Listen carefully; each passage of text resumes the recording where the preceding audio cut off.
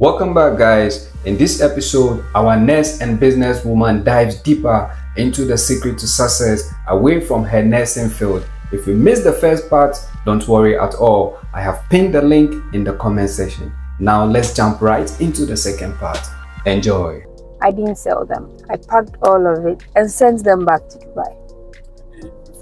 They don't have an option. I work with them, so at no point would I allow them to mess up with my brand. I don't want someone to say I ordered A from Rashida, she gave me B. No, somebody might tell you from a good place. Another person might not tell you, but will be upset and will tell another person. Keep quiet about it. So in order to save myself the stress, so that when I get up and I pick my bell and I'm making noise, I know that, okay, I advertised this. I usually would pick what I have in stock.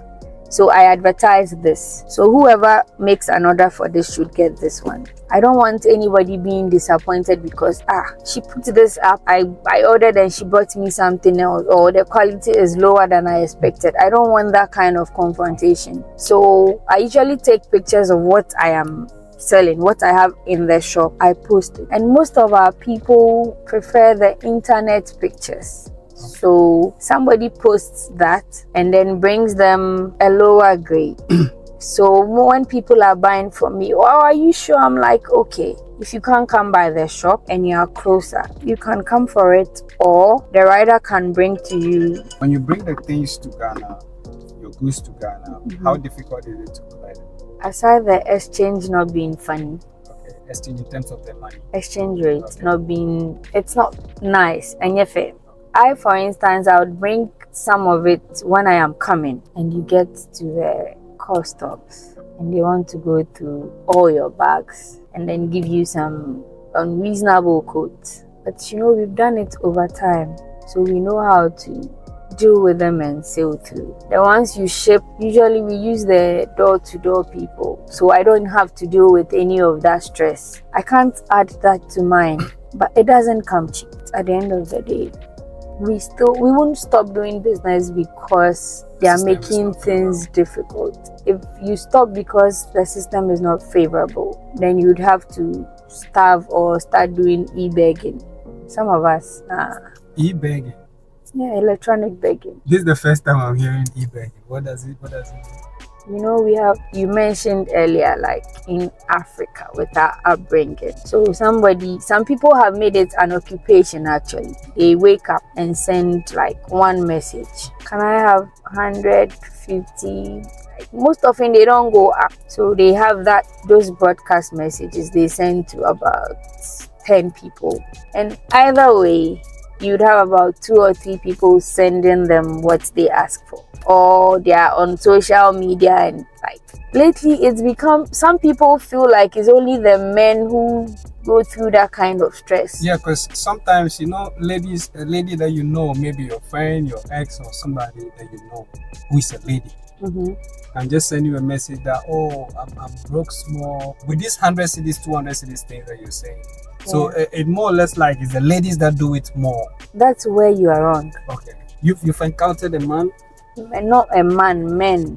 Do that to you, a lady? Oh, it doesn't matter. They send you a message? No, they send a message. Oh, can you help me out with this and blah, blah, blah. And then with me, it's not just women that need money. Yeah. So if somebody comes out to ask you for such a favor, you won't say no. But now that we realize it's an occupation for some people, because for somebody, most often it's difficult because they ask once and it becomes a thing. Like they make it a routine. They just sit there out, you know, like once you send, if you are fortunate, some would acknowledge, oh, received, thank you, yes, and there. The next time you see their hello, it's another favor.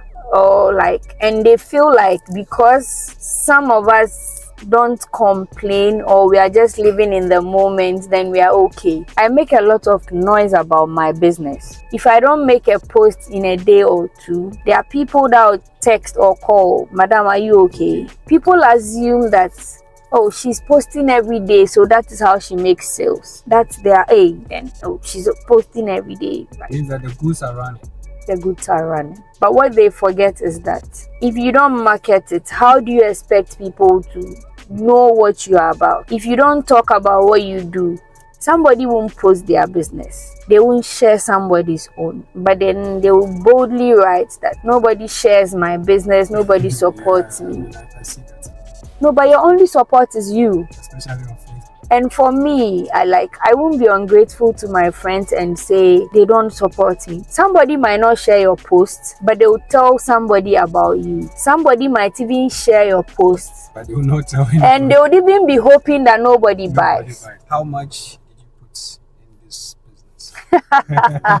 Because from the way you're talking, it looks like, what says Kappa? When you say Masena, I say Akonem Menya. You've invested a lot. That's what I want to say. Maybe my cheese. If you are not ready to invest, then you can't do business. I started to test the waters. It went well. I kept adding new stuff, and yes, it hasn't been smooth, but it's been worth my while. I won't sit here and quote any capital. No, I won't do it. And it's not all about investing just money. If you invest money and you don't talk about it, you don't sell the business, I don't see how that would work. I meet people randomly and somebody would shout, Joshua. I encountered someone at my workplace. I was coming in and I was coming out and she was coming in. She was heavily pregnant. I didn't make it out. So she called me, hey, Joshua. And she was surprised that I was in uniform. She didn't know you were a nurse. No, I asked her where. She said, oh, she's due to deliver, blah blah blah. I said, okay, let me take you to where you're supposed to go. So we got there, and then the people, my nurses are very particular about their ranks. So if the person is your senior, when you are seated and they enter, you get up and then acknowledge them. So we entered, they got up, and I'm like, hey, off. And she's looking at me like, this woman has been carrying drawers and ringing bells on Facebook. How are people giving her, according her this respect? In the hospital.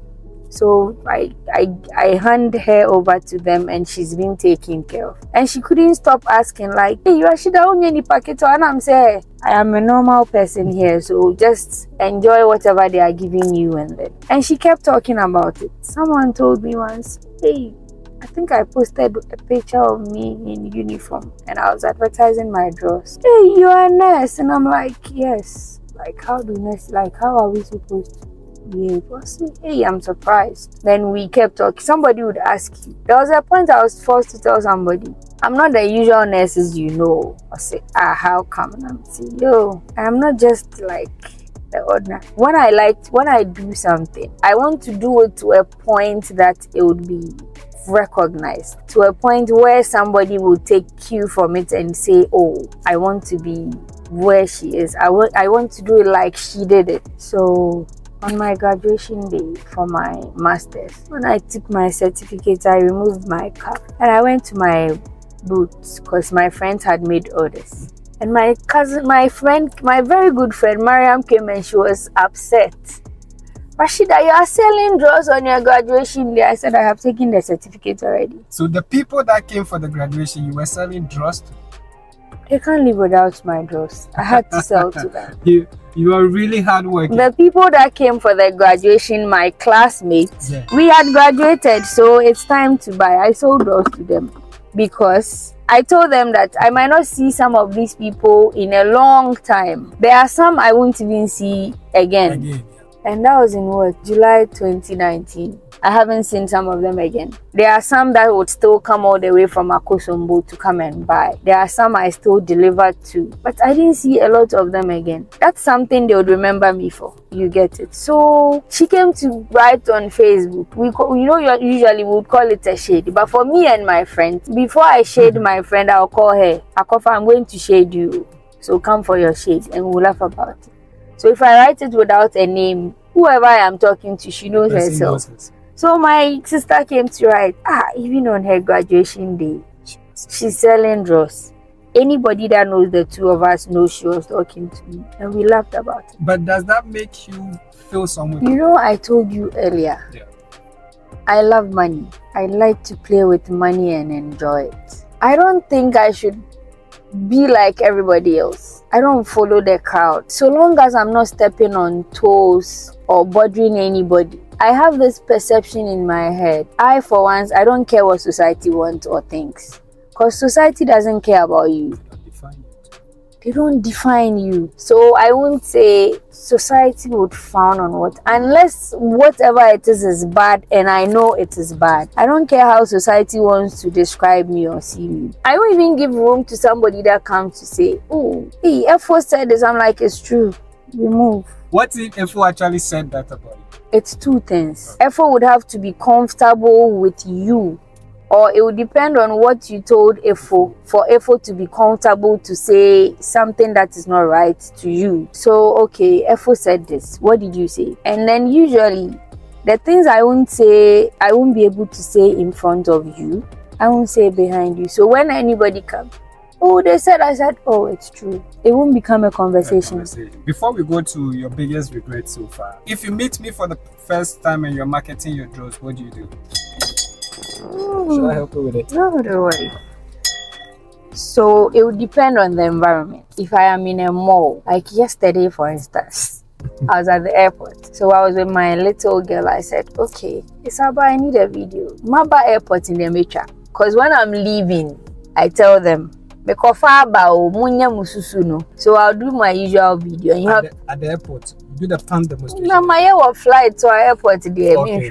I have smaller bells, so I pick the bell and then beef. I don't just approach anybody. Some people are not friendly. They have their own issues. Some people have no issues, but they are naturally not friendly. So if I am approaching people, I look at them. I study their demeanor. If I see you, I love to smile. Like I'll start smiling and then I say hello. So if I say hello and you respond, I already have my bell. Usually draws no crime in fancy but okay, you're a guy. So I start displaying it. Oh bruh, I have your own draws.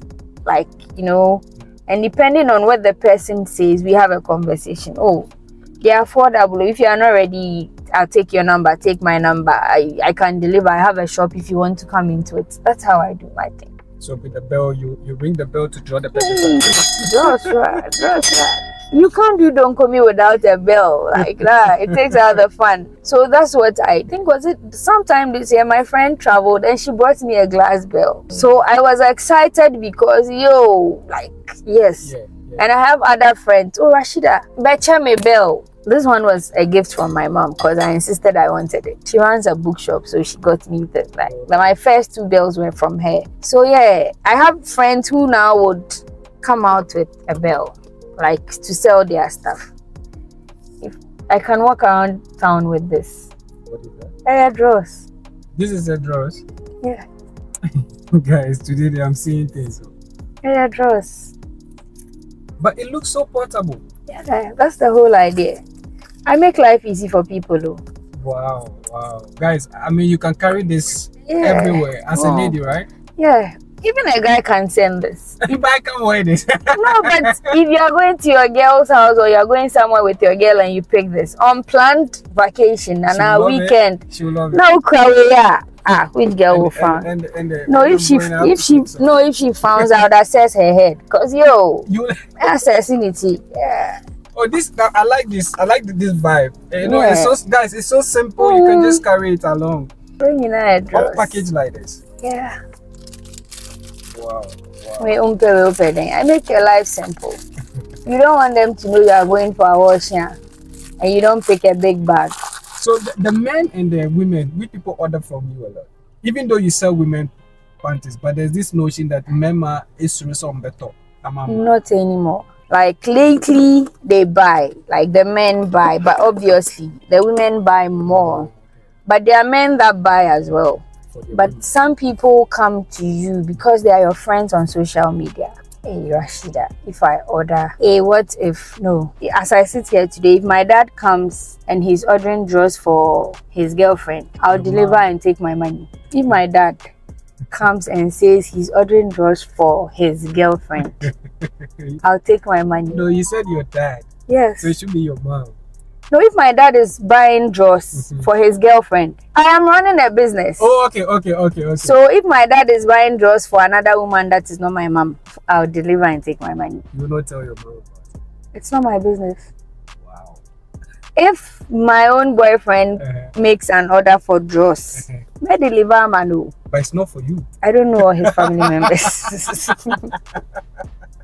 Wow, I don't know. I like your business. No, it's not because I am desperate for the money, but but I am not desperate. No, but if what I mean is, I'm using my mom and my own self as an example, because if my friend comes to me and he's ordering drawers, I know his wife, or I know his girlfriend, and he comes to me knowing, oh, she'll keep it private. He makes an order. My responsibility will be to deliver and keep my mouth shut. I won't get anything from telling her, hey, your boyfriend ordered drawers. And family, it doesn't matter where it is going. But she's your friend.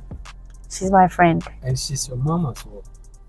What I mean is, even if my mom is my best friend, but if I go and tell my mom, oh, daddy ordered drawers for a woman that is not you, what would I want to achieve? They should fight. Divorce. Now I am pata. Me.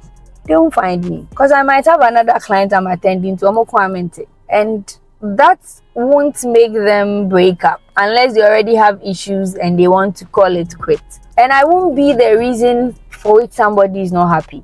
Once they order for somebody, yours is to deliver or take your money, deliver, and forget you did. So, as what you're trying to say is that as a businesswoman, you need to maintain that privacy. It is important. That's the only reason people would trust you and want to patronize you. Unless I don't sell poison, unless I am selling poison and he says, okay, I'm buying poison for my girlfriend, then I can decide not to tell, or you find ways to tell him or her what to eat or what not to eat. But it is only drawers, for crying out loud, or a dress, or deliver to this person, and then I am making a post about it or making it look like, oh, what? No. I had an instance, and then with one of my challenges is that most people don't know their sizes. But I have a tape measure. But if the person won't be able to come or is out of my region, I politely ask for a picture. And then I always add, if you don't mind, not a nude, but a picture of you in t-shirt or something that would make me figure out the size for you. And then like 90% of the time I get it right, because I've done it like over time. I see you and I know like you're in this range. Do you do that for the men as well? Yeah. Do they feel comfortable? No, I won't measure you. Like most often is on phone. Like, so you send a picture of you, I figure out. And then there was a time someone ordered for boxes. She didn't know the size. I said, okay, send me a picture. I'll figure the size out. It was my friend's husband's picture, and that wasn't his wife. So would I say I won't deliver? I delivered. I didn't even let the person who sends the picture know that I knew the gentleman. No, he knew me, baby. I don't know him. But I mean, before your biggest regret, what if later you find out that, or your friend gets to find out that you knew that a female supplied, made you deliver boxer shorts to her husband, but you didn't tell her? She hasn't employed me to tell her stuff about her husband. No friend of mine would be surprised if I don't tell them. I mind my business. You might mean well and it will turn into something else. So I won't tell you somebody ordered boxes for your husband. I didn't see the person remove the boxes or put it on your husband. It's not my business to tell. I'm running a business. So somebody buys. I take my money and deliver. The gossip bit is not part. It's not part. You do a lot of marketing. Which medium do you use? Is it WhatsApp, Facebook? Mainly Facebook and WhatsApp. Second skin Ghana. Like 2NDGH. Oh, okay. Second. Like okay. this. So guys, I say, oh, okay. So yeah. This is the name of her brand. Second Skin. Second Skin Ghana. I like her confidence and I like the story behind what she's doing, from corporate world to solo business person. And then these are my numbers. Oh, okay. So guys, these are the numbers. You can just pick them if you need anything that has to do with boxers, panties. You've seen what she does and where she brings the panties from. What's your biggest regrets so far? Regret? I don't even think my regret has come yet. Or you were Dadaba that came? Nursing. Dadaba has a lot of like definitions. So No, what Dadaba. I call Dadaba might be different from what you would call Dadaba. What do you call it? Dadaba. Okay. The people that live in those mansions, bougie mansions, have it all umbrella, like that sort of thing. But you see the people we say umbrella. Oh, baby, you're providing no. I won't call myself like Privileged. no. I will be unfair if I say I wasn't privileged, because I didn't lack whilst I was growing up. But then life happened. Then you struggle a bit, but I managed. I like the fact that you manage. Oh yeah. I struggled a bit. I manage. I don't let it define me. Like whatever it is I go to, like if I have a sweet experience and I have a bitter one, it's easy for me to forget the bitter one and focus on the sweet one. Thanks for watching this episode with our incredible nurse and businesswoman. I hope you've learned something valuable from her story. And to all the nurses out there, we are with you every step of the way. Guys, don't forget to subscribe and share. See you in the next episode. Bye.